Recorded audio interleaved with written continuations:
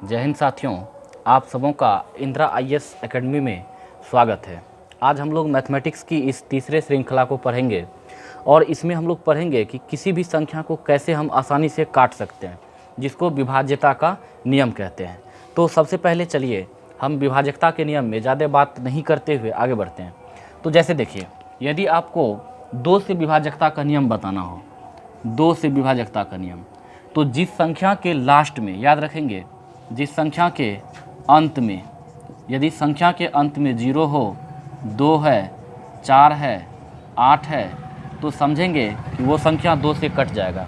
यदि संख्या के अंत में 0, 2, 4, 8 रहे और एक छूट गया 6 रहे, 0, 2, 4, 6 और 8 रहे, तो हम समझेंगे कि संख्या वो क्या होगा, 2 से कटेगा। जैसे में देखिए, जैसे मान लीजिए 480, तो इसके लास्ट में 0 है तो समझ जाएंगे कि 480 2 से कटेगा। 352 लास्ट में 2 है, इसके अंतिम अंक इसका 2 है, तो समझ जाएंगे कि ये क्या होगा, 2 से कटेगा। इसके बाद यदि 514 लिखते हैं तो 4 है लास्ट में, समझ जाएंगे कि 2 से कट जाएगा।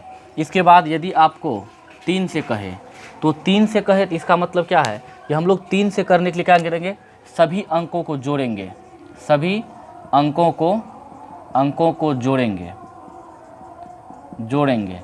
यदि सभी अंकों का योग 3 से कट जाए तो इसका मतलब है कि वो पूरा संख्या 3 से कटेगा।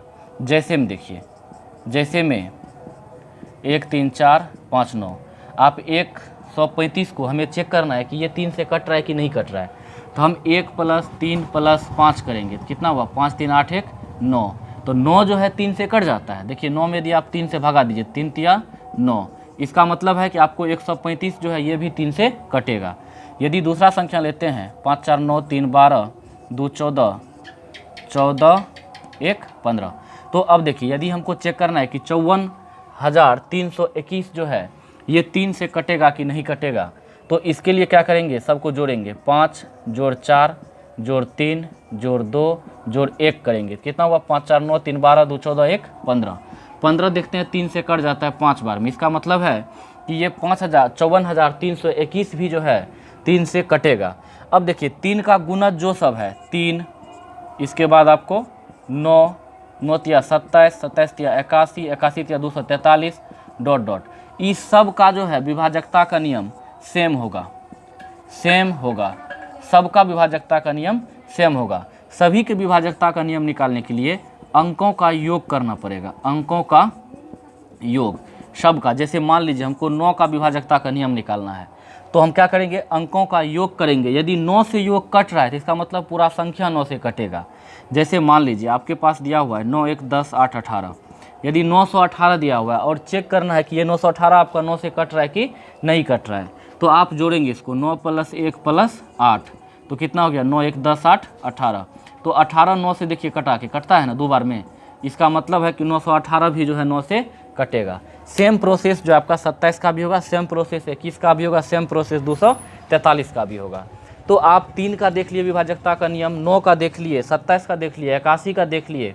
अब हम एक थोड़ा सा पीछे चलते, जैसे 2 देखे थे, 2 से कैसे कैसे होता है, 2 के बाद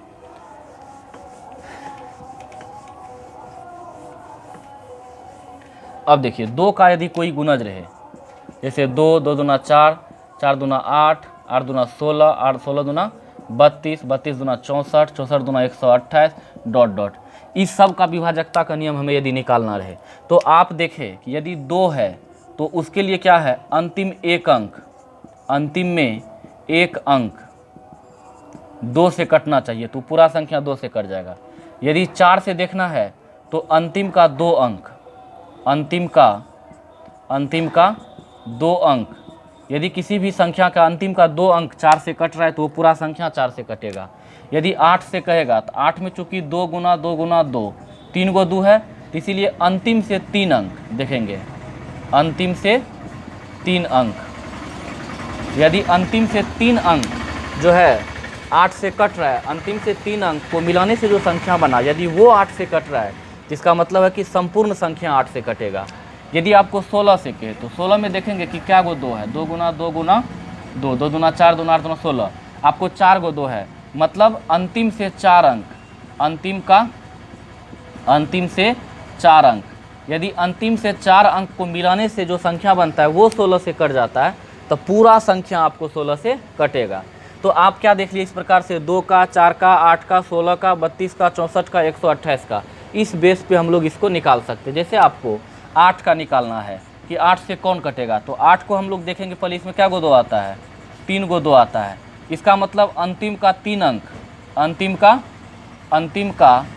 3 अंक, अंतिम का यदि 3 अंक 8 से कटे तो हम लोग समझ जाएंगे कि वो संख्या जो है पूरा 8 से कटेगा। जैसे देखिए, यदि आपको मान लीजिए ये संख्या दिया हुआ है,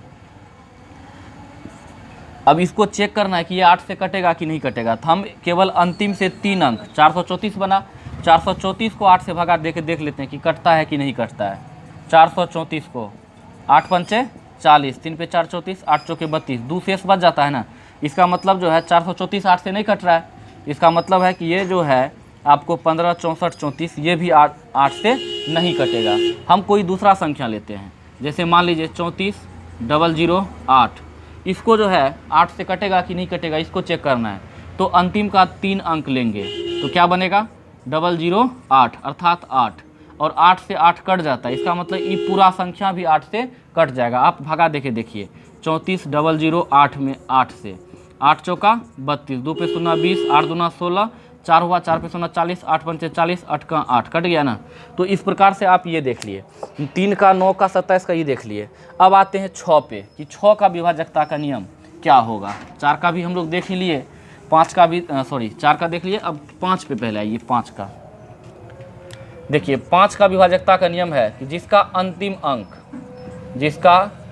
अंक या तो 0 हो या तो 5 हो, तो वो संख्या डिफिनिट है कि आपको 5 से कटेगा। केवल अंतिम अंक यदि 0 हो और 5 हो तो वो संख्या जो है आपको 5 से कटेगा ही।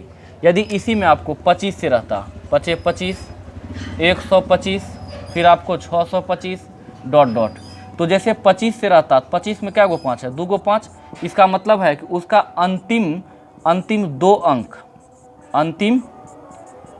अंक देखेंगे।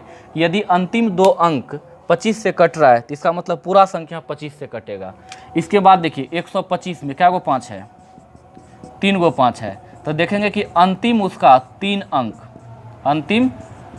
अंक, यदि उस संख्या का अंतिम 3 अंक से बना संख्या 125 से कट रहा है तो पूरा का पूरा संख्या 125 से कटेगा। फिर 625 में भी वही बात करेंगे। तो सबसे पहले हम चेक कर लेते हैं, जैसे हम देखिए, आप लिखते हैं 430, तो अंतिम इसका 1 अंक देखिए, अंतिम में 1 अंक है जो क्या है 5 से कट जाएगा, 0 किसी से भी कट जाता है, तो इसीलिए ये पूरा किससे कटेगा 5 से कट जाएगा।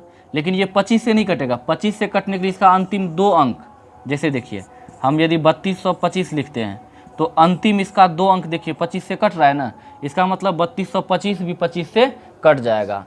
यदि आप लिखते हैं 54 इसका देखिए अंतिम 3 अंक 125 से यदि हमको देखना है कि ये 125 से कट रहा है कि नहीं कट रहा है, तो इसका देखेंगे कि अंतिम का 3 अंक यदि 125 से कट रहा है तो ये पूरा संख्या 125 से कटेगा। तो हम देख लिए 5 का, 25 का, 125 का और 625 का। अब हम लोग इसके बाद जो है 2 देख लिए, 3 देख लिए, 4 देख लिए, 5 देख लिए, अब 6 का देखते हैं। अब देखिए,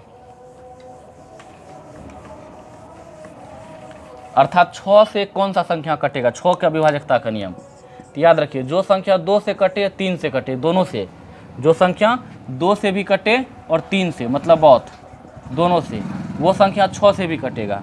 जो संख्या 2 और 3 दोनों से, चूंकि 6 का अभाज्य गुणनखंड क्या होता है 2 गुना 3, तो जो संख्या 2 से कटेगा 3 से, दोनों से कटेगा, वो पूरा का पूरा संख्या 6 से भी कटेगा। अब इसके बाद आइए आप 7 पे, तो 7 से कैसे विभाजकता का नियम निकालेंगे। तो आपको जो है 7 का देखिए, 7 के लिए क्या करेंगे, जिस संख्या को देखना है कि कट रहा है कि नहीं कट रहा है 7 का, तो 7 के लिए जो है समझिए। अब तो 7 से विभाजकता